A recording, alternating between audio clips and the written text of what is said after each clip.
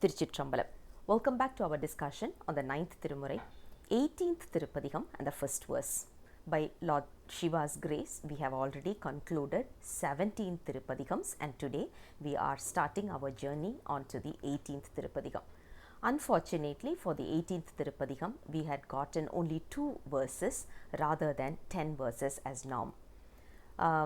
We have lost it, but when you read these 2 verses, we will surely have a little bit of a longingness to say, wow, we really missed it.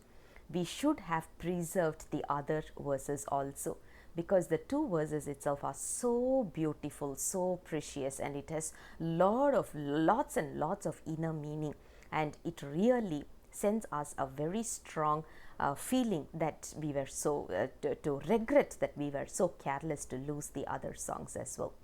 This is written by Poondhuruthi Nambi Kadanambi to the place called as Thiruvaroor. Thiruvaroor temple is a beautiful temple, big, magnificent temple. Not only that, it has a lot of significant secrets as part of it. Nambi Arurar was attracted to this temple. The Shiva Peruman here is the one who totally took over Nambi Arurar, and Nambi Arurar's Anmalingam was from Thiruvaroor itself. Thiruvaroor is one of the temple known to be dating back, as in there is no date for it, and it goes beyond even Thillai. That is why if you go to this temple, they don't talk, because whenever we have a tradition, whenever we sing a Tirupadigam, we need to sing with Tiruchitrambalam. We need to start with Tiruchitrambalam, then we need to sing the Padigam, and then we have to conclude with Tiruchitrambalam.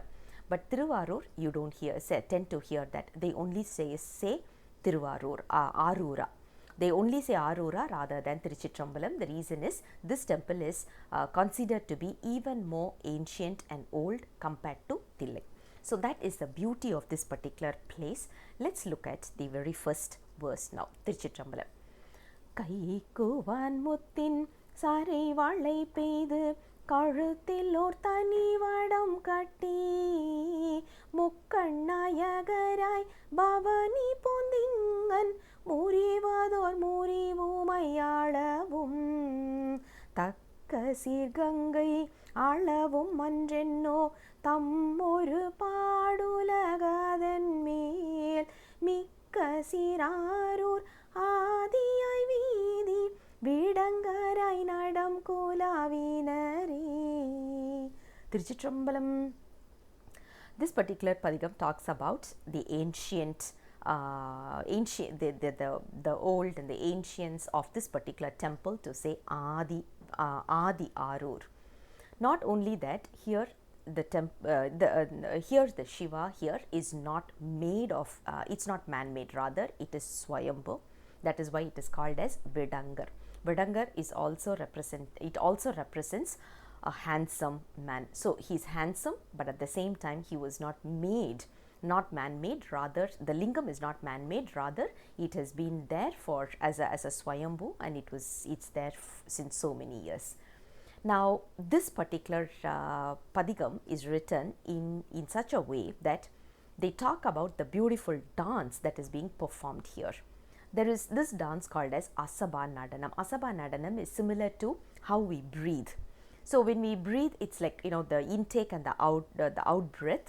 That's the form of this particular dance called as Asaba Nadanam. It represents that Lord Shiva is there in Vishnu's heart, and when Vishnu is breathing, that is how Shiva Peruman is also moving. That is why it actually represents the meditative state of Vishnu.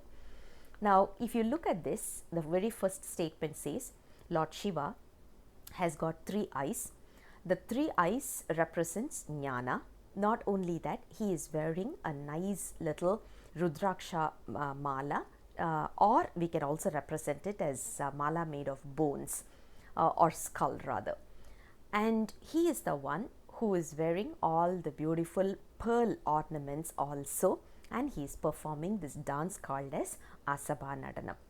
The beauty of this dance is it looks as if he's like, up and down, is like very aggressive. Now this particular dance, what is the secret behind this dance is only known by Ganga as well as Lord Shiva's consort Parvati Devi. Other than that, who else will know it, right? So the verse also concludes with a question saying that who else will know the real meaning of Arurar other than Ganga and Parvati. That is what the first verse talks about. I'll come back again with the next verse very soon. Until then, Sivaya Nama, Tiruchitrambalam.